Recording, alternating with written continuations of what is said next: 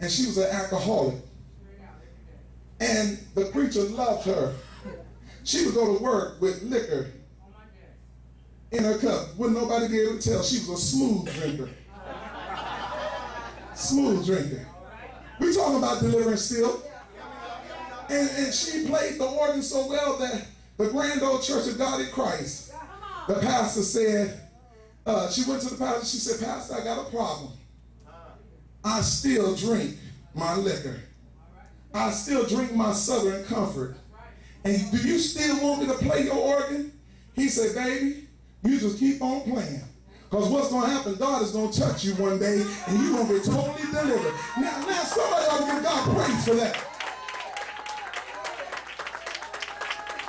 I'm not talking against the word. I'm not talking anything than what Jesus taught. That's why they called him a wine bibber and the devil, because he sat with those that was no good to our eyesight. See, while y'all sitting up here judging and looking on the outward side of the person, God is looking at the heart, and that's where y'all messing up. You need to start looking at the heart of the person. The reason why the church can't get full is because we're not looking at the heart. Oh, help me, Holy Ghost. See, I'm totally off my message now. But I'm on deliverance still. See, we sit up here and we teach them to come up here and tell you, thank you, thank you, thank you, thank you, thank you. Oh, ta, ta, ta, ta, ta, ta, ta. That's it, baby, that's it, baby. We got the good dance. We teach them how to dance, but we don't deal with the heart. It's the heart of the matter. It's the heart, baby. It's the heart. God is looking at the heart of the man. When you're throwing them away, God is saying, I'm still dealing with them. Now, I don't like the song that said, please be patient with me.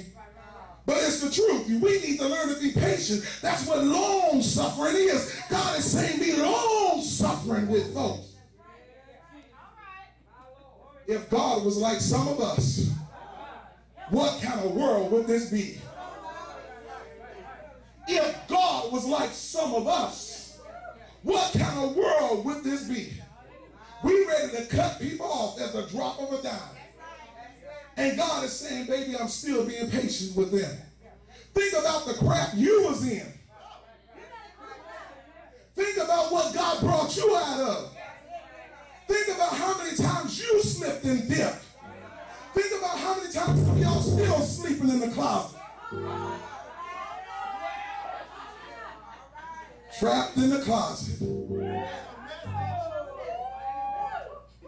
You don't want to, the reason why, our parents used to always say, the reason why people talk about everybody else because they're trying to get the eyes off of themselves. And that's what's going on in the church. You sitting up here running your flabby mouth to the pastor. Pastor, Sister Joe Blow and Brother Joe Blow. Oh, I saw them at the club last night. How did you see them? Because you was popping and locking too. Trying to drop it like it's hot, but going down like it's warm. Oh, Lord Jesus.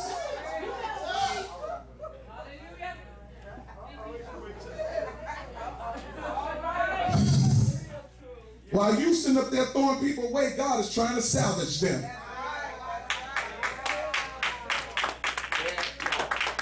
God didn't call you to be God or the Lord over the church. He said, just feed my sheep. And you know what's so funny? What else is funny? What's funny to me in Jeremiah, it talks about how God not only forgives, but he forgives. But we sit up here, we say we forgive and remember everything the person did, because as soon as they do it again, I remember you did that last week to me. Jesus and Peter had a conversation. He said, how many times should I forgive my brother? Jesus says 7 times 70 a day. That means as many times as he needs to be forgiven, forgive him.